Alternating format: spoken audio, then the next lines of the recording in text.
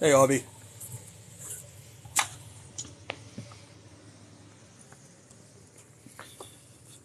Welcome to... Hey, Blair. Welcome to Olive Branch Lodge.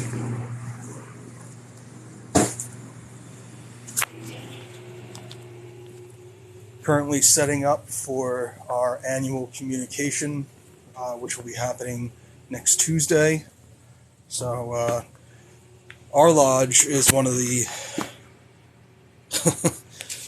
Our lodge is one of the fun ones that has one of these in it. So I had to go and grab supplies for that. But yeah, welcome. Just doing a quick tour. If you'd like to see anything, let me know. Oh God, Billy's in here too. Hi, Billy.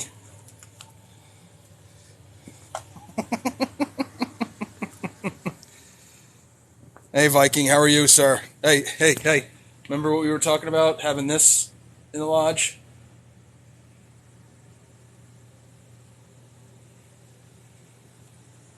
Billy, you should just come over here. You live 5 minutes away. Show me the secret green room. Actually, that's funny, Aubie.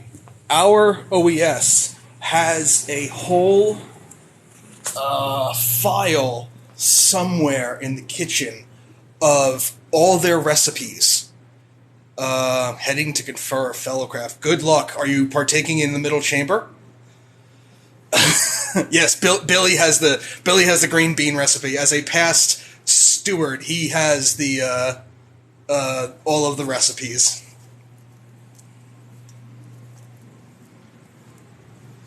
We have a handwritten cookbook. That's awesome.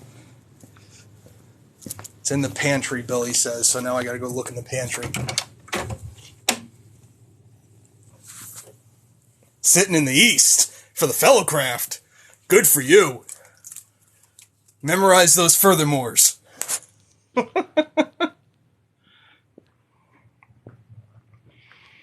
Oh yeah. So yeah, our little pantry, and then our little Rainbow Girls locker. The poor girls get no space in this lodge. I'm sure you'll do.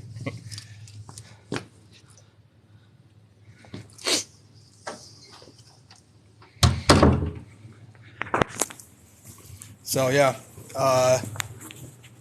just grab some things. You mean there's more than one? Behind the door, there should be a Rubbermaid. Billy, I'm not going through all that nonsense. I'll go. I'll get in trouble with the ladies again. You know this.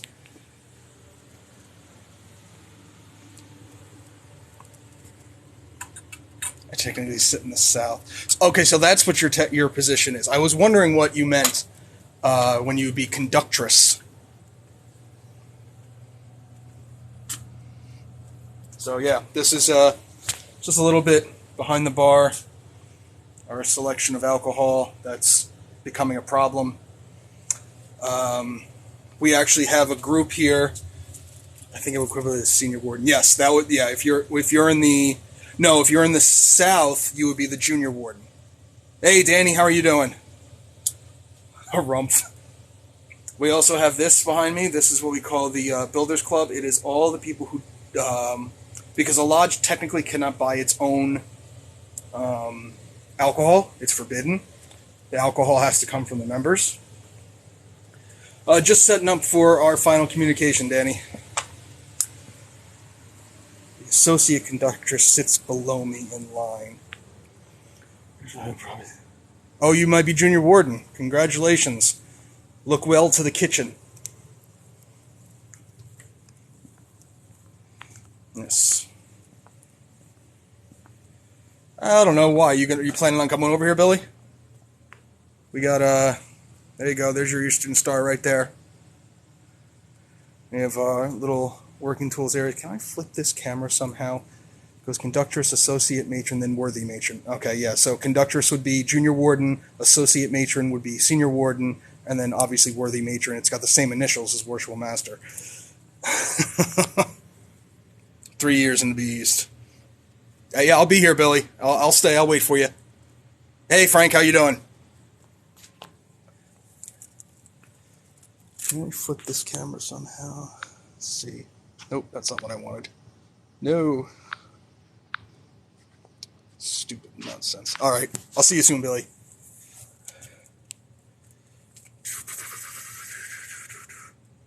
Let's see.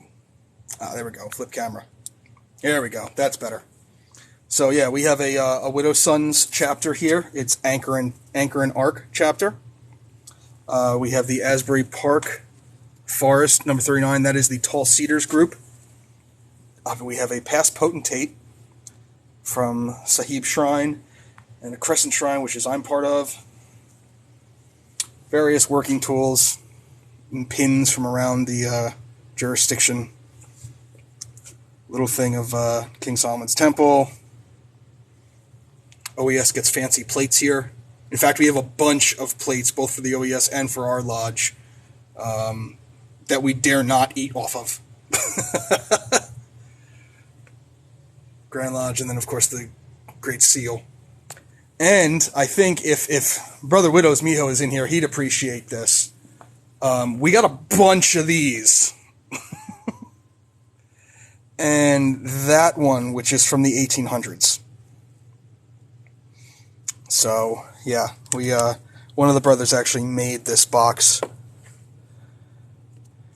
And this was donated to us.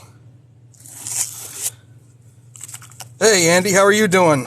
Welcome to Across the Pond. Of course, we have a little bit of Masonic reading.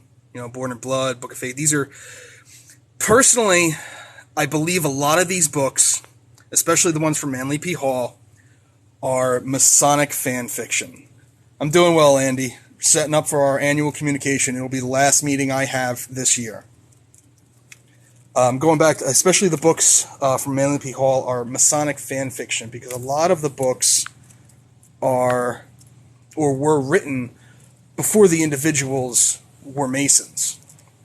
So, and I think that's where a lot of the conspiracy theories continue to generate from, especially the things about Egypt and whatnot.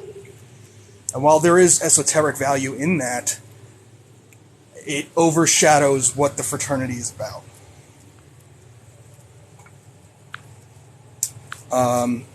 Here, behind the bar again, because we like being behind the bar. These are actual books, Encyclopedia of Freemasonry. Yep, there's Mackey. Look at him. Haywood. Yep, History of Freemasonry. Yep. They're all there. They're all real, and they all work.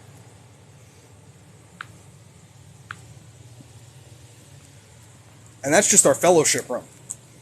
The lodge I'm in right now sits on where the first shots of the Battle of Monmouth were fired. So I'm sorry, Andy. We you know, well, actually, you guys shot on us. But yeah, where this building stands is where the British soldiers sent fire across the street, which is Dutch Lane Road, to where the high school is, where the colonials were encamped. And from here, they marched about 2.5 to maybe 3 miles northeast to the actual battlefield, the Monmouth battlefield, which is preserved here in Freehold. So we try to keep a colonial theme here in Lodge. Rule Britannia. Danny, I swear I'll slap you from across the pond. You'll feel this. The car salesman. How are you, sir?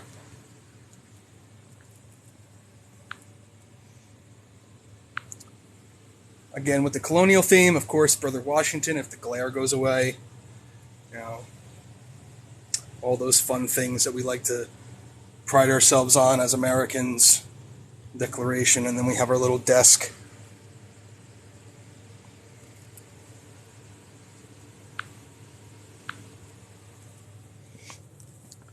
And this is just the fellowship hall. Some of this, well, actually most of this furniture was donated by another lodge in our district that unfortunately folded, Asbury Jordan. And some of the furniture in this room is over 100 years old. It feels that way too, because I don't want to sit my fat butt on it and break it. And here we go. here's our little library. I wish the light would work. Flip the camera again. Here is a very, let's see, this picture is about 2013, no, oh damn, it's almost 10 years old now. Obviously you can see the OES ladies and some of the Rainbow Girls. There are Rainbow Girls, there's about 5 of them right there in the front. And then a very large district picture from the outside of our lodge. More Rainbow Girls, the OES ladies. We sponsor the Freehold Borough Little League team. They've changed names. They've gone from the Cubs to the Yankees to the Phillies. So I can't really say that I'm this kind of fan. It's the kids. You know, we give them money for uniforms and various other things that they need. And over here, this is the really cool part. Obviously a Bible. Let me turn these lights on. But this book here, hey, Brother Fluff, how are you doing? This book here is the actual meeting minutes from when the lodge existed here in Freehold Borough, because originally it existed further west, out closer to Pennsylvania. And these meeting minutes are, go back, let's see.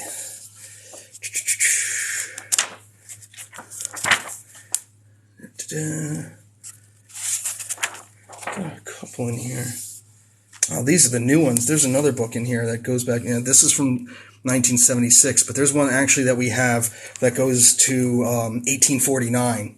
And if you guys have ever heard of Laird's Vodka or Laird's Applejack, not the actual distiller, but his physical brother, his blood brother, was our senior warden, was our first senior warden here in Lodge. And this is our little library.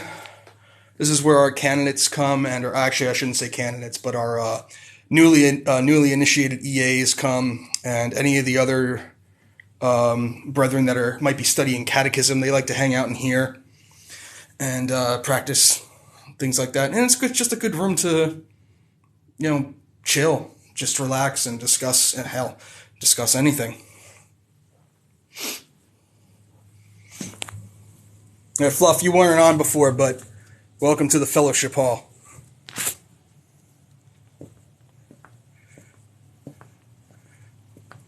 These chairs, I didn't get to explain that before. These chairs were donated by one of our past masters. And the tables, this table here, the table over there next to the globe, were actually made by that same, I thought I smelled green beans. No, it's pancakes in this one. We don't like our green beans. We want sugary pancakes with syrup and butter. But yeah, these tables, that bar it was handmade, sir. The bar was actually made by 6 to 10 brethren about 10 years ago. The seats were all purchased but donated by various brethren, and that's why you'll see their names on them. Ian Ruderman, etc., etc. Oh, it's nice when my lodge has a lodge.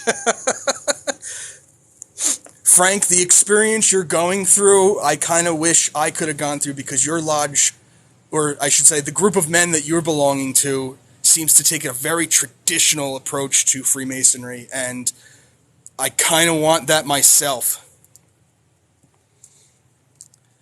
We are a bunch of whiskey snobs here at our lodge, so we actually have a whiskey tasting chart by the Whiskey Smiths, because we're dorks. And come on, zoom out. No, it says beer in Freemasonry, unfortunately. Can't read it right there, but yeah, I mean, come on, beer in Freemasonry. Of course, the Green Dragon. Oh, that's a fun little thing I could show you. I wish we could have whiskey. Yeah, apparently New Jersey is one of those golden states that actually allow alcohol in lodge. However, the caveat to that is whomever is behind the bar, whomever is serving, has to be what is called Tips Certified, which is essentially a certified bartender, so that they know and they can, properly serve in a way. You've got anywhere from 10 to 15 guys who sit at this bar every night, whether or not they're drinking, but you still should be conscious of how much they consume and whatnot. But if you're familiar with American Freemasonry and the history and the places we met before the Revolution, such as the Green Dragon Tavern, I purchased this for the lodge.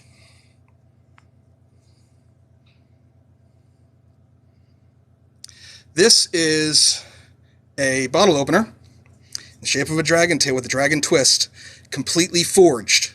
This will do some damage if you hit somebody with it. But I just want to keep with the little, again, colonial theme, but fantasy, because I'm a fantasy nerd.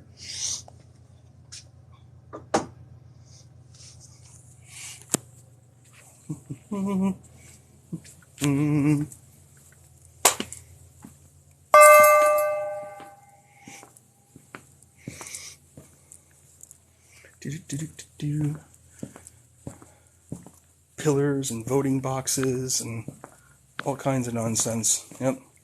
Those chairs are over 100 years old. This is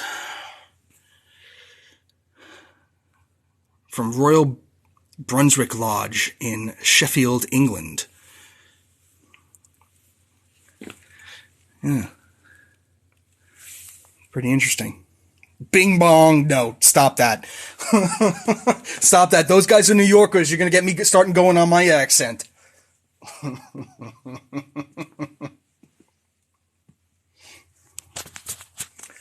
Obviously got our pillars everywhere. We actually have a brother who comes here from England on vacation because his family lives a town over. So every summer he's here. Sheffield is only a couple hours away from me. Awesome. So yeah, this trophy here has our lodge name on it. It's Bennington Randolph Bedell of New Jersey, the Royal Brunswick Lodge number 296, Free and Accepted Masons, Sheffield, England, 1897. Yeah, in memory. So that's where this is from. Not only the Declaration, but I think somewhere upstairs we have the Holy Grail too. Show them the Builders Club. I already did. I already showed them the Builders Club. I've been showing off the fact that New Jersey is the Golden State and we can actually have some libations here.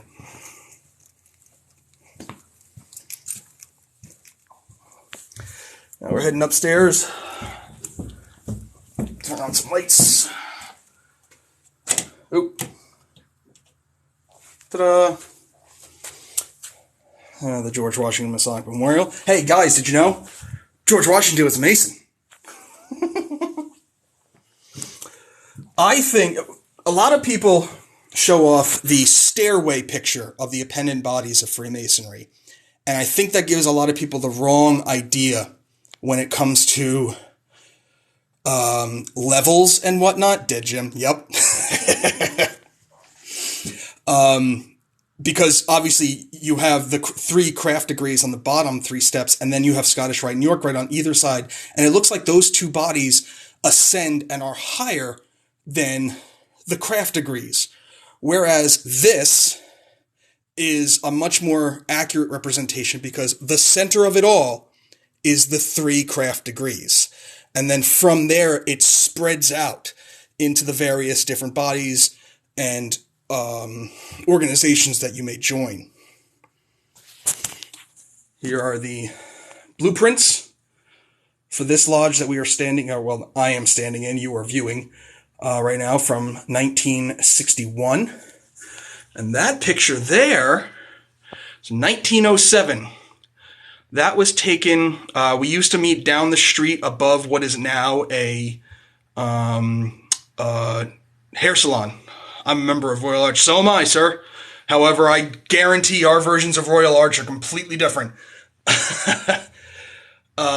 This is, again, 1907. We used to meet above what is now a hair salon in a small room. You can tell from how crowded that is, but I just noticed that guy's spruce mustache. Look at that.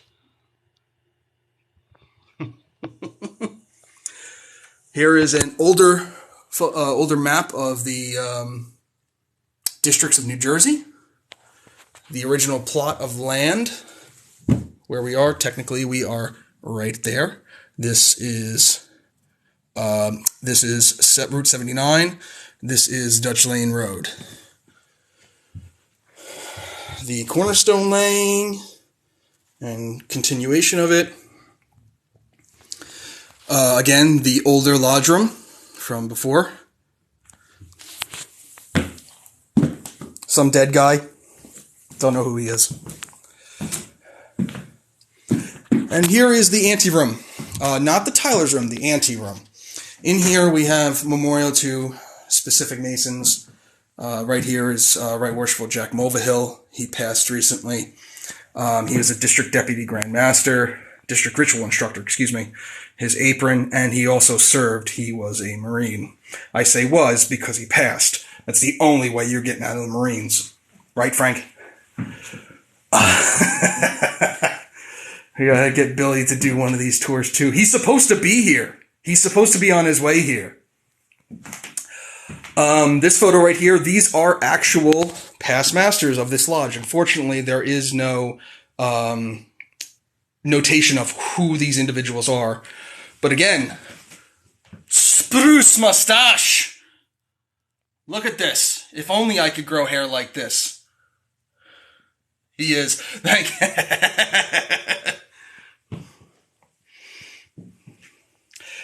And I've talked before, actually, Brother Blair, you and I have talked about the spirituality and whatnot inside the lodge. This gentleman, a past master, Harvey Brown, worshipful master in 1912.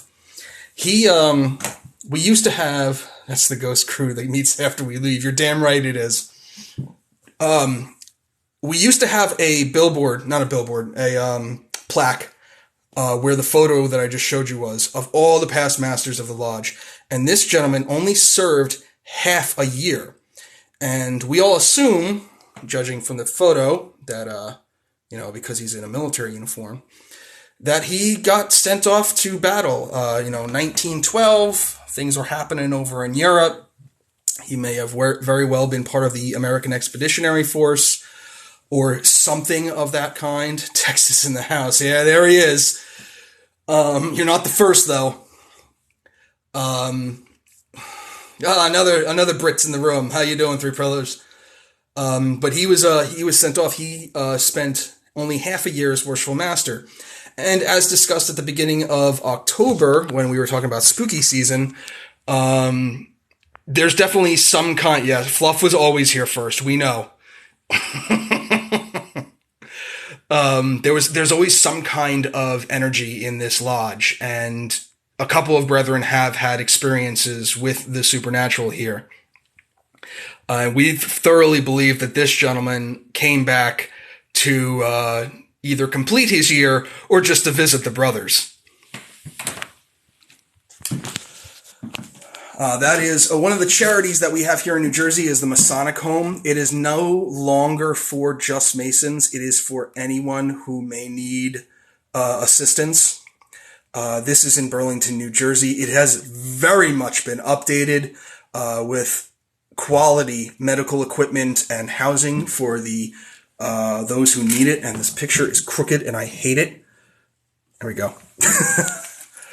This gentleman is John Conover, one of the past masters of the lodge, and actually has a few streets named after him here in New Jersey. There you go. Most Worshipful Grand Master in 1909. In 1902 and 1903, he was our past master. There you go. Ghost Organist needs new music. Talk to Kevin about that.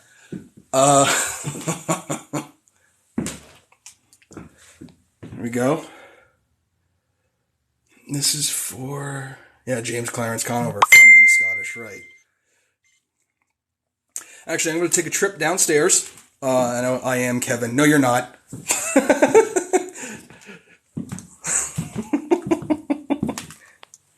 show you something since we were discussing the American Expeditionary Force.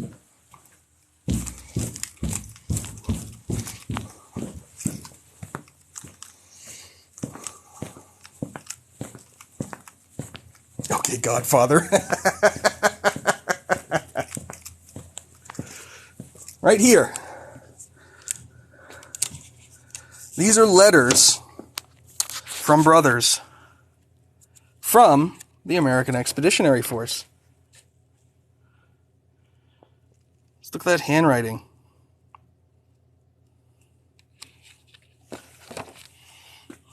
Just general, how are you doing, guys?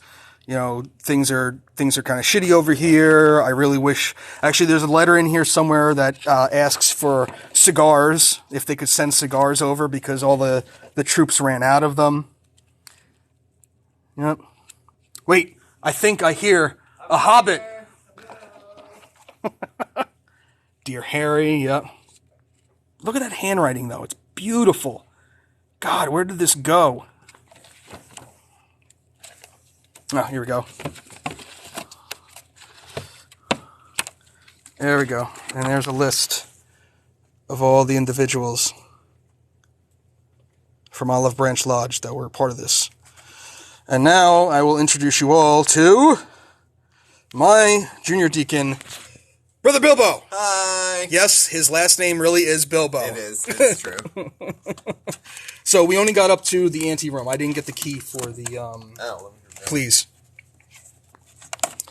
Brother Bilbo, he came to us actually because his cousin, Armando, was made a Mason how many years before you? 4 or 5. Yeah. With Ken, same as Ken. Yeah. I'm not there. We can't have an episode. We're having an episode, Kevin. Don't worry. Hello, Mr. Baggins. How are you? Someone from Texas is calling you Baggins already. You're a good one. You're one of the good ones.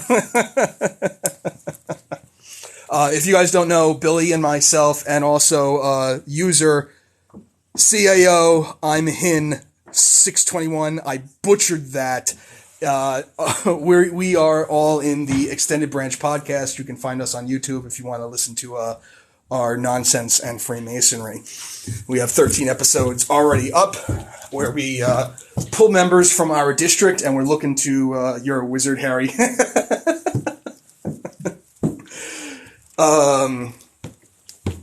Pull members from our district and discuss the various things that went on during the year. And since Brother Bilbo opened the Tyler's Room, Yeah. here we go. So, this is our Tyler's Room. For those who don't know, Tyler's Room is basically the room where the officer, whose title is the Tyler, sits outside the door. He guards the door in case anyone wants to come in. Obviously, it's one of those traditional things that we do. There's no reason to guard the door. No one really, that I can think of, would want to come up here and just bust it. It depends on where you are, because there has been attacks. Fair. So there's the Tyler's chair. There's lots of really great stuff on the walls in here. The first thing you're probably going to see, because that's where the camera pointed, is the aprons. So these are all past masters aprons for New Jersey. Let me clarify. Yeah. These are past master aprons for New Jersey. Notice the thinner purple border. Yeah. When you get to these over here with the thicker purple border, this is Grand Lodge. Yeah. That's the difference between the two.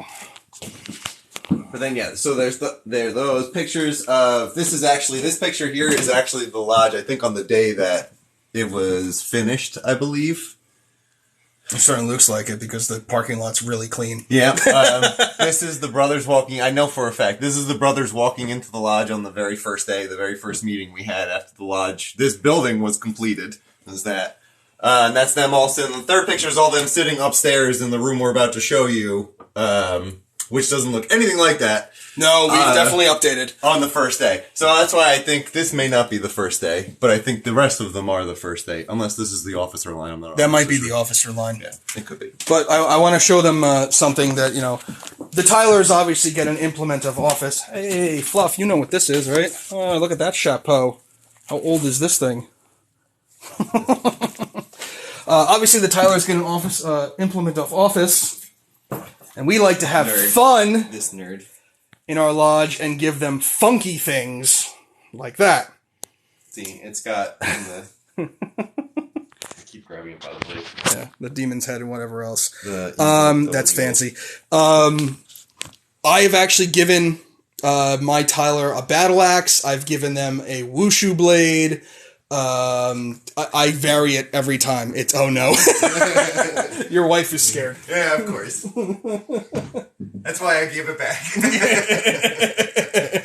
I was a little scared. Actually, Billy, why don't you talk about that saber right here? So talking about swords, this is really neat. So, brother of this lodge restored the sword itself, and another brother built the case for it. You guys can't really see it, but there's a little explanation about basically what I'm about to tell you. This is our sword from 1849 when we became a lodge. This is our actual Tyler sword. That's why it's here at the Tyler station, if you can see the Tyler station.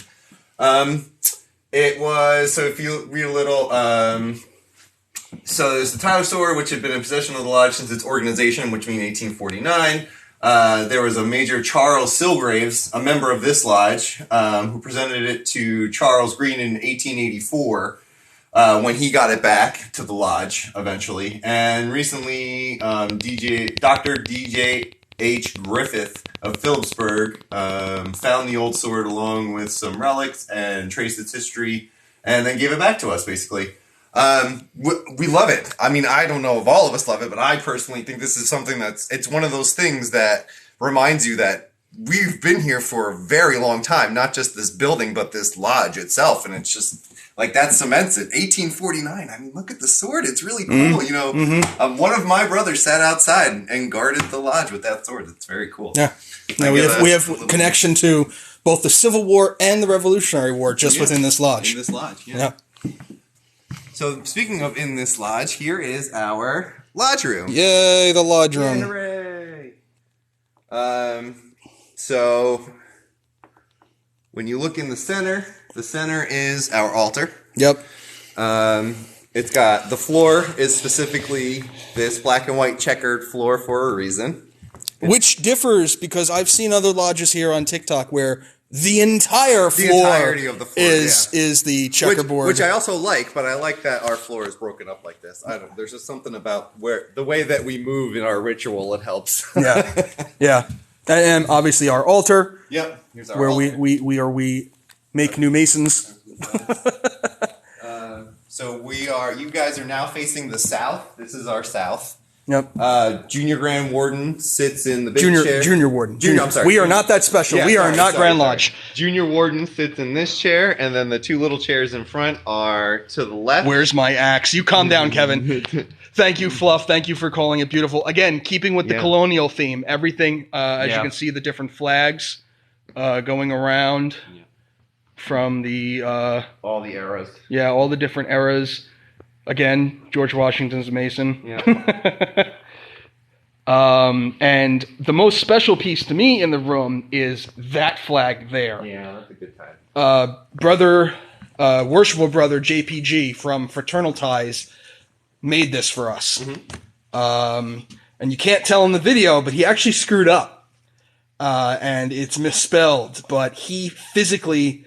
obviously, he sent for the majority of the flag, he sent it away to have it produced, but for the screw up with the misspelling, he physically fixed it, and I couldn't ask for more. It's fine. It's beautiful. And I'm not going to point it out because you guys will never see it. Exactly. Yeah. So, there's our east. That's where I'll be for one more meeting. Just one more. No, well, technically two more, but only for the installation. I don't consider a meeting. It's open. Yeah, which, since I have 1,000 followers, I will be live broadcasting our installation on December 18th, so I hope you can join. I'll sit here. Yeah, this dork. This is my He will be the new senior deacon for the 2022 Masonic year. I am. I'm moving up in the world. Yeah. It's my, so I sit here, the treasurer sits behind me, secretary on the other side over there. Yep. Adam, you might have heard me talk about our secretary and the joke of the secretary being chained to the desk. Yes, for all eternity. No one will ever oppose his. It's an elected position that no one will ever oppose. No, because they don't want it. Nobody wants it because it's a headache. Yeah. And then in front of the secretary is the chaplain, and next to the chaplain, to farthest away from us, is the marshal. Yep. And that's pretty much it. Oh, Junior Deacon sits opposite me on the other side of the room in front of the door. Which is your current position. Yeah, that's where I currently sit, that is the west. We call that the west. In front of the big chair is the senior warden. And the two little chairs in front are, to the left, senior master of ceremonies, which not everybody has. I know not everybody has a senior master of ceremonies. And is junior master of ceremonies. So according to the little bit of research that I have done, and first let me answer Nerdy Buckeye, the installation doesn't start until, 7? I thought it was 5 and 6. Well, that's dinner. Oh, that's right. Dinner. So the actual installation. Go get Ricky. You stop it, Kevin. The actual installation doesn't start until about. No, we can't go in there. The actual installation doesn't start until about 7. So if you're out of work by at least 7:30, hop on. We'll be here. Back to the senior and junior master of ceremonies. From my little bit of research. The senior and junior stewards in most other lodges and most other jurisdictions, I should say, do the job that these two individuals do. I go into work at 6 p.m. God bless you. Oh, God, that sucks. The junior and senior master ceremonies here in New Jersey are responsible for conducting the candidate, for doing anything, preparing the candidate for their degrees, things like that, whereas the stewards in New Jersey are simply the kitchen guys. The junior warden is their overall boss, but the stewards, senior and junior stewards, are the bosses downstairs in the fellowship room. They are the first faces, or I should say the first officer faces that you see when you come into our lodge. They get to know you first, they get to feed you, get to understand your problems and everything like that. So it is a very important role, even as much as, you're serving food and you're, essentially a short order cook. It is a developmental position. Yes. So you really get to learn how to talk, because your first time as steward, you're usually fairly new into the brotherhood. So it's a good way to learn how to talk to everyone. We're not all the same person, obviously. It's the world. That's just how the world is.